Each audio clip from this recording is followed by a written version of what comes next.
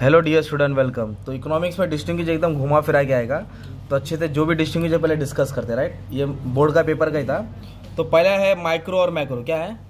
तो माइक्रो और मैक्रो समझाने की जरूरत नहीं है, जून जुलाई से पढ़ रहे तुम लोग, बारिश से लेकर ठंडी से गर्मी।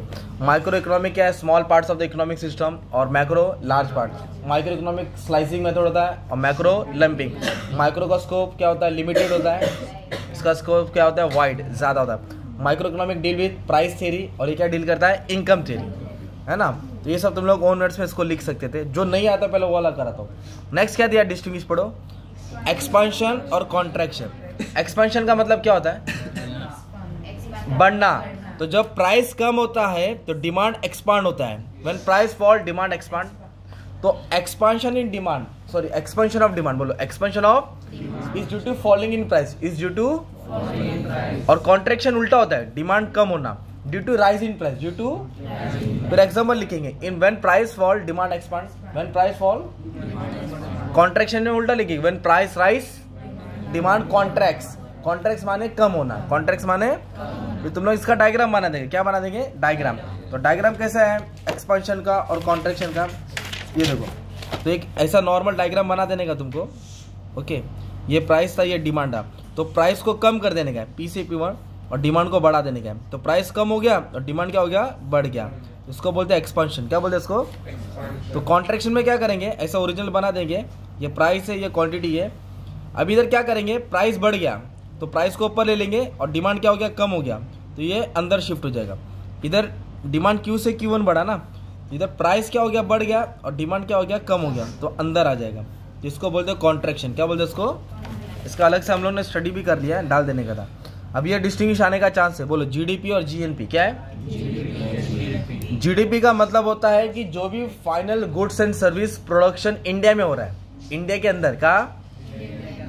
तो GDP is the gross market value of final goods and service. बोलो final goods and produce within the domestic territory. Within the India के अंदर जो भी चीज बन रहा है उसकी फाइनल वैल्यू लेंगे तो जीडीपी मिलेगा। क्या मिलेगा? बट जीएनपी क्या होता है? सेम लिखेंगे, ग्रॉस वैल्यू लिखेंगे of final goods and service annually in a country, और उसके बाद एक लास्ट का वर्ड डालेंगे, including net income from abroad. Net income from मतलब एक्सपोर्ट माइनस इम्पोर्ट। क्या आएगा? Export minus import. अब्रॉड वाला भी डाल देने का था, अर्निंग। फिर इसका फॉर्मूला लिखा है उन्होंने। क्या लिखा है? तो आ जाओ, तो कैसा लिखा है? C plus I plus G X minus M. C for consumption, C क्या है? I investment, G government expenditure, export और इम्पोर्ट। और जीएनपी का फॉर्मूला क्या है? C plus I plus G तो आएगा, एक्स माइनस एम भी आएगा, और आर माइनस पी भी आएगा।